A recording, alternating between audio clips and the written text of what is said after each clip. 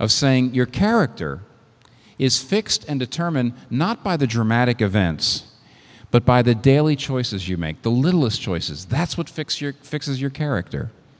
I mean, I just cannot forget an interview I read years ago. I must have read it in the 70s. It was an interview of a man in jail. And he was telling the story of his life.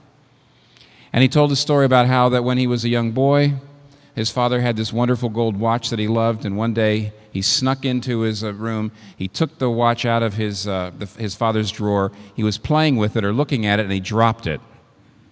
And it cracked. And in fear, the boy put it back into the drawer and said nothing. And when his father found it, he got everyone in the family together and said, "Who did this?" And he still didn't say.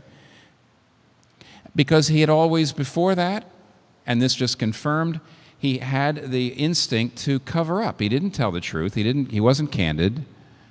He covered up.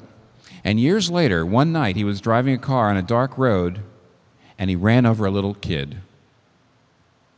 And in an instant, he left the scene. Instinct, he fled. When he got home, he realized what he'd done, but then he was too afraid to turn himself in because he was hit and run, and they eventually found him. And he was in jail for years, most of the rest of his life. And he said in that interview, what fixed his destiny was not the decision he made on the road. It was the little decisions he'd been making for years and years and years. His character was already set in place, so he did what he had become.